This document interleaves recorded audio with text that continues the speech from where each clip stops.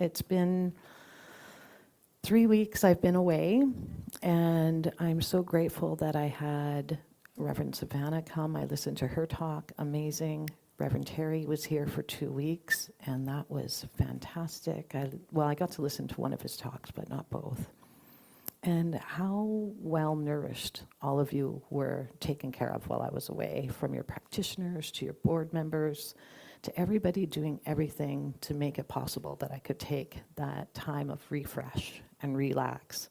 And I had all these ideas of, I'm gonna vision, I'm gonna write out my new way of being, yeah, I know, Jill was looking at me like, oh yeah.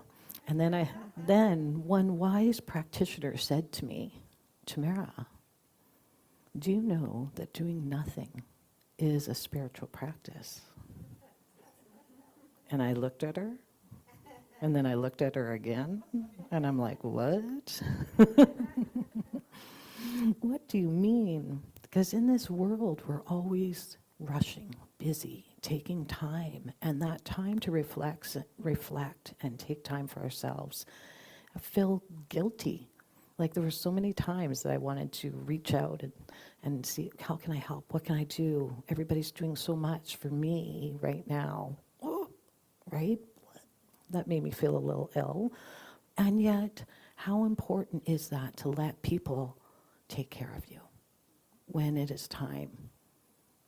And I'm learning that.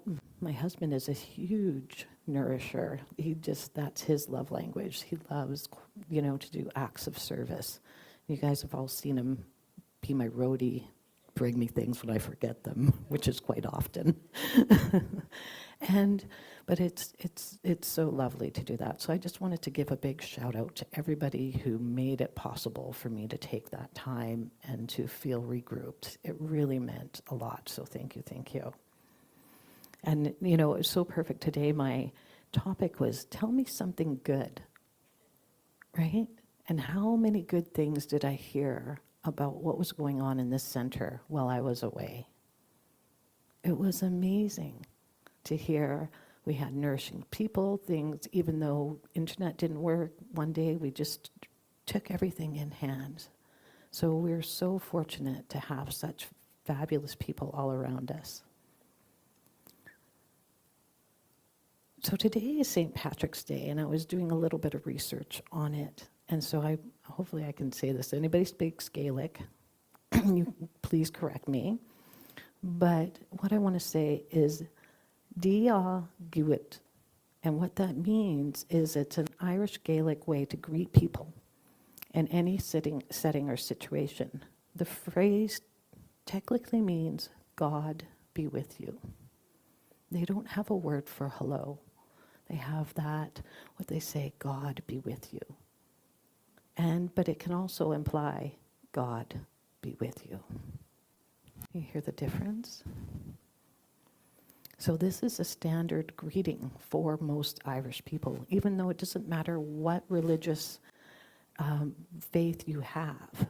It's just that warm and welcoming phrase of blessing. And so how wonderful the song today that you repeated, thank you for our blessing. The book that I'm working from this month is John O'Donoghue about blessings. Bless the sacred space between us. And what he says, and I'm thinking of, it's spring, I'm refreshed, it's time to come back. It's a new beginning. All the buds are coming up, everything, exactly what Liv talked about in her meditation. I loved it. I love when the one mind just all works together. When none of us talk about anything, and then the right song's played, the right meditation is done. But what John O'Donoghue says is that perhaps the art of harvesting the secret riches of our lives is best achieved when we place profound trust in the act of beginning. Risk might be our greatest ally. Risk might be our greatest ally. To live a truly creative life, we always need to cast a critical look at where we presently are, attempting always to discern where we have become stagnant and where new beginnings might be ripening. There can be no growth if we do not remain open and vulnerable to what is new and different. I have never seen anyone take a risk for growth that was not rewarded 1,000 times over. 1,000 times over. And it's interesting, he goes on to talk about beginnings, and that sometimes that's our hardest step, is that beginning something new, because we like to stay in our little comfortable place sometimes. I know I do. I don't know about the rest of you. Anybody else out there like to stay nice and comfortable rather than stepping outside of the box and doing something that's different. And so this is what I think, there's something good, tell us something good, and that's the thing, is that we're always at choice. That today is a new day, and that we can make a different choice today. Whether it's how we're parenting, whether it's our activity, whatever it is, we can decide. Now, I don't want to put a spiritual bypass spin on it, because people are dealing with hard things. There are things that are going on in life, in the world right now. And yet, what is ours to do? And that is being here in spiritual community is one of those things that we can help create that ripple effect out into the world by spreading joy, kindness, the love that Liv talked about, that new growth of how do we want to be together.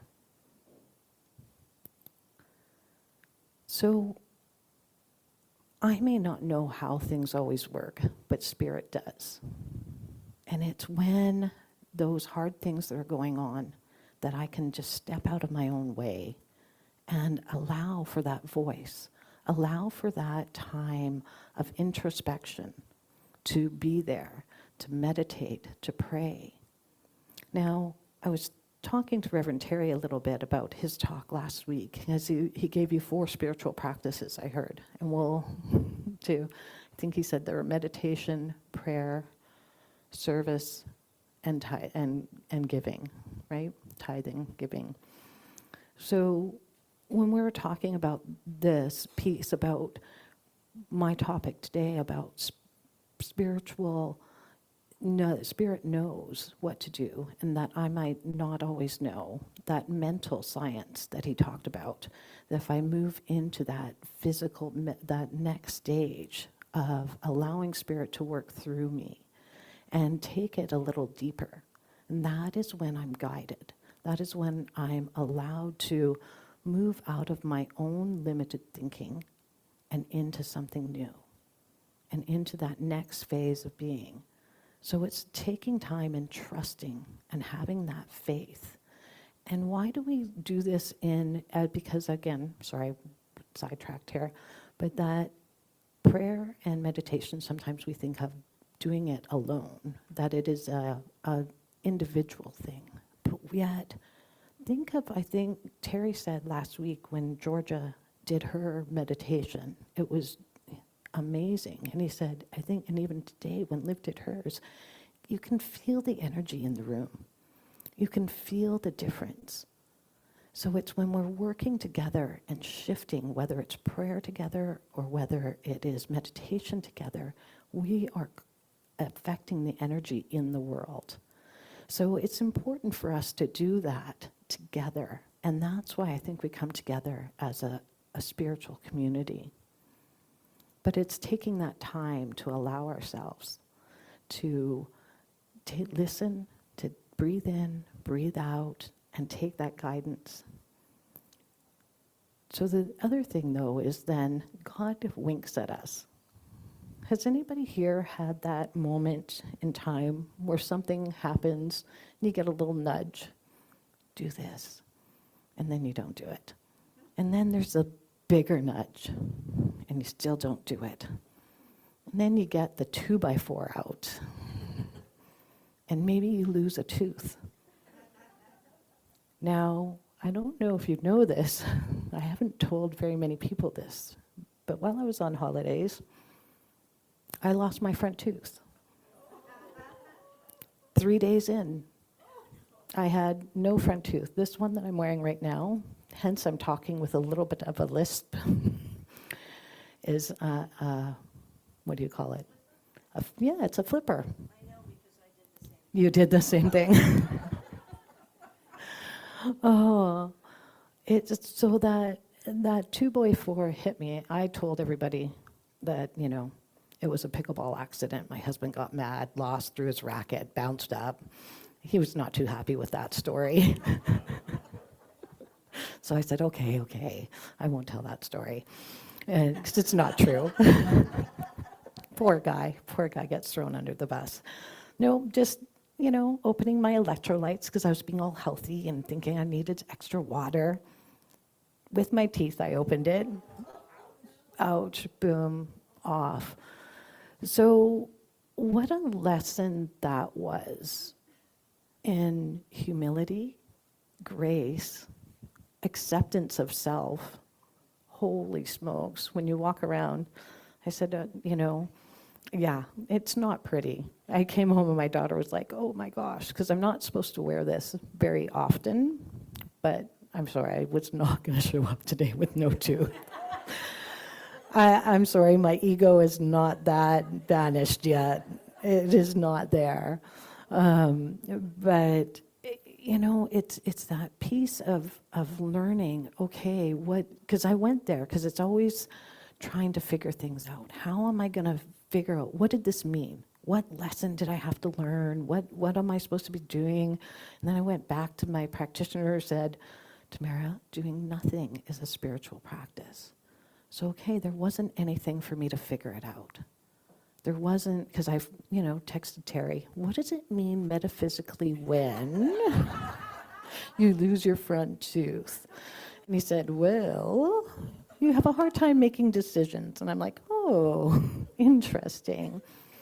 So I sat with that and I went, is this the lesson I'm supposed to learn? Maybe, or what am I supposed to learn? But I think it was just learning to be leaning into that authentic self and leaning into being vulnerable. Because we went out for a bunch of, fancy dinners a couple times. We're with some friends and I had to smile and do the thing. But it reminded me, it's really interesting, I found too, the correlation. When my mother was pregnant with me, back in the day, it was a long time ago, people, there was an antibiotic that they gave people, but actually it wasn't meant for pregnant women. So it had effects on the children. So my mom took that antibiotic, and so what it did, it caused for me a lot of issues with my teeth. And they were always cavity prone. I think I have a root canal probably in pretty much every tooth. I can tell you what the metaphysical meaning of that is too later. But so it was interesting to see this. So why I'm telling you the story is because I remember when I was 2, my front teeth turned black and fell out, both of them. So I didn't have any front teeth until I was 7 years old. So from, 2 till 7. And that's kind of that formative age. So it was funny, I was working on a program with a friend, and I've told you a little bit about it, about positive intelligence. And so this week was the week we were supposed to get a picture of ourselves as a child and look at it lovingly and adore it. So it was interesting as I had my daughter send me a photo since I was away. And there was me with my toothless grin and just realizing, isn't it interesting? Here I was at that age, and here I am at this age. So what is that? What is this learning? And again, the only thing that kept coming through to me was to be authentic, to be yourself, and just love yourself no matter what. Because the stories that were going on in my head is, oh my gosh, my husband's not going to find me attractive now. People are going to laugh. They're going to think I maybe do a lot of drugs or something. They might not know who I am or what I am. So those stories that kept coming up that I had to let go of and just show up and go out. Because I could have hid in my hotel room for 3 weeks, which would have not been good. It would have been very boring. But I had to keep pushing through. Well, and I didn't push. I would say I allowed myself the grace and the humility just to go out and say, this is me, this is where I'm at. And then my husband put me in a pickleball tournament, but there we are. So I met lots of new people playing pickleball and doing that. So it's, you know, it's this piece of God winks at us. He gives us these little nudges. And it was that piece of learning to be authentic and being okay with who I am. Because I have to tell you, I was super nervous coming back today. You guys have had two great speakers 3 times in a row. And it's like, oh my gosh, I have to speak after them. What am I going to say? How am I going to do blah, blah, blah, blah, blah, blah, blah, blah, blah, right? But as Diane said, we're here. She gave me a little prayer treatment to ground myself before. And it's like, it's okay, Tamara. You're here doing what you're meant to do. You're here being in service with everyone that loves you and you love them.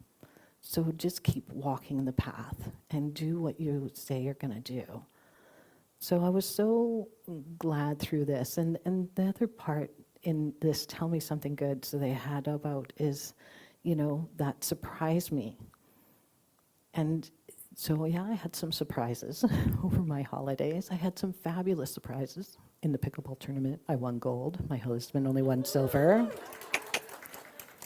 I just have to brag a little bit about that because he's very competitive, and I won gold and he didn't. Ha ha.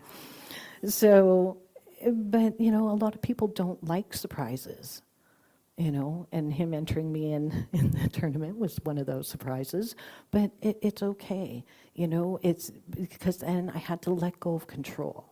I think that's the thing with surprises, is that a lot of people say that is because they don't want to lose what they consider they have control over.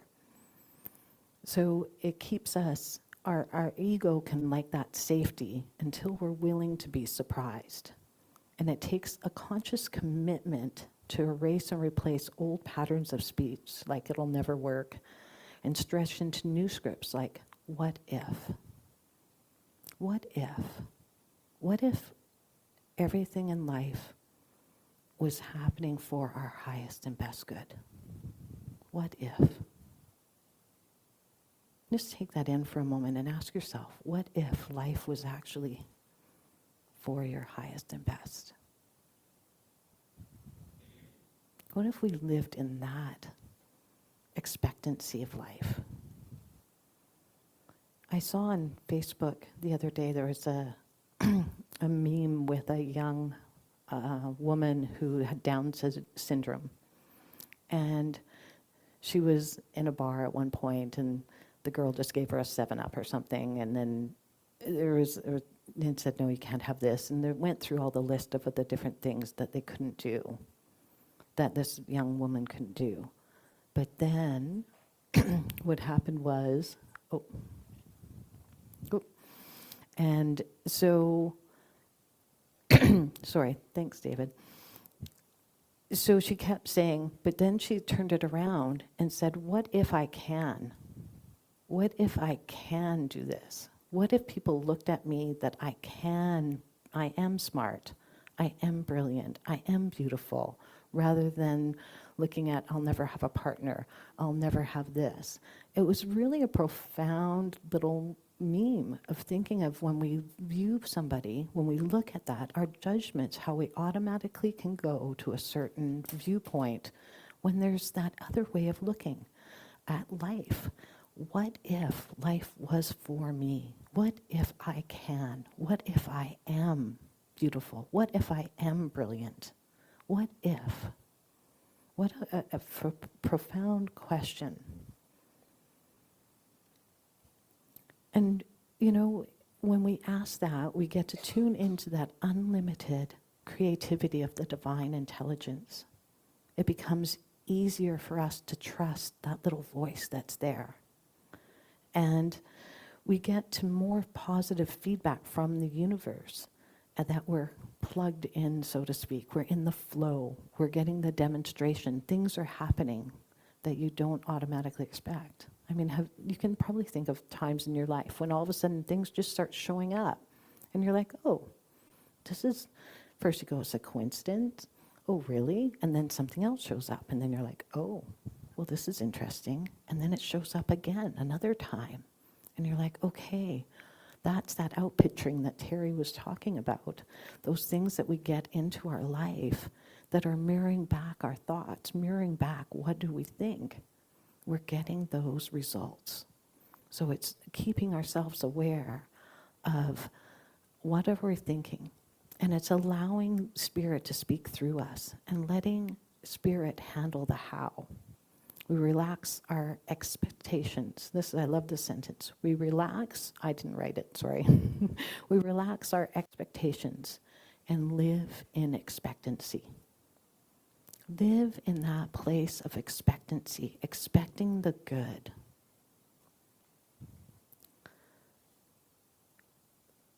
So John O'Donohue said, and this is the part going back to when we first talked about spiritual community and belonging. He says, for belonging, may you listen to your longing to be free. May the frames of your belonging be generous enough for your dreams. May you rise each day with a voice of blessing, whispering in your heart. May you find a harmony between your soul and your life. May the sanctuary of your soul never become haunted. May you know the eternal longing that lives at the heart of time. May there be kindness in your gaze when you look within. May you never place walls between the light and yourself. May you allow the wild beauty of the invisible world to gather you, mind you, and embrace you in belonging. That's from John O'Donohue. So lean into that. Lean into that embrace of belonging, because we belong to each other, we belong to ourselves, we belong to Spirit. It's that divine, that relationship. I love how Jill always likes to say that best friend within.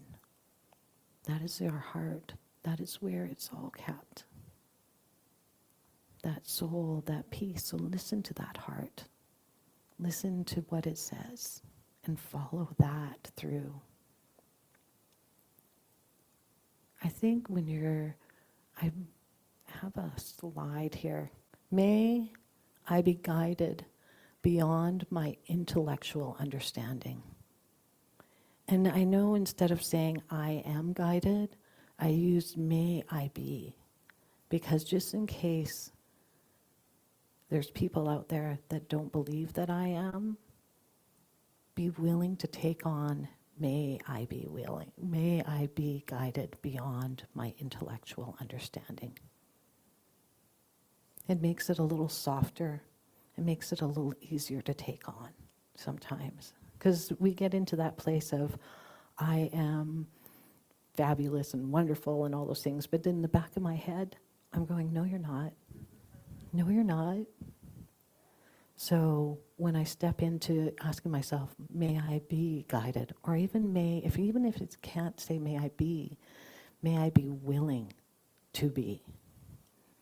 Right? Take it that next step further. Wherever you are on your journey, it is always important. So I encourage everybody this week not to try and figure things out, to let go of that and step into listening to your inner wisdom. Surrender. Thank you, Diane. Surrender to that voice within, to know that you know. Sometimes we forget that we know what we know.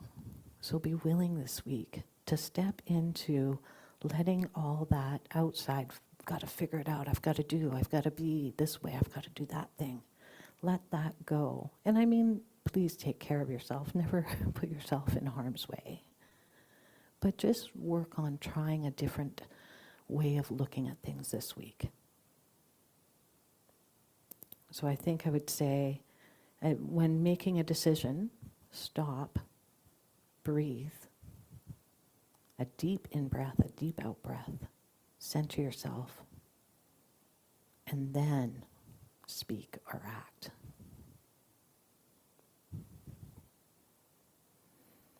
So with that, you have your homework. You have trying to let things go, work into the expectancy of life this week. And let's end this with a prayer. So today, knowing that there is one life, one love, one universal divine mind that is operating right here, right now, in, through, and as each person listening, as each person in the room and each person on our Zoom, I know that today is that day that I am willing to be guided by that source within. I am willing to listen to my heart and let go of my ego and to let it have a different job description today. I step into life, into knowing that the good is for me. I ask myself the question daily, what if life was for me? So today I know and I affirm that love is expressed in, through, and as everyone here. That today is a day for our highest good. The abundance of life is flowing in through us. I know that today I am love expressed in this world, as each of you are. So I allow that source within to express out. I let it be in gratitude and joy. I release these words to that law of mind that always reflects back to me. And I ask you to join me in saying, and so it is.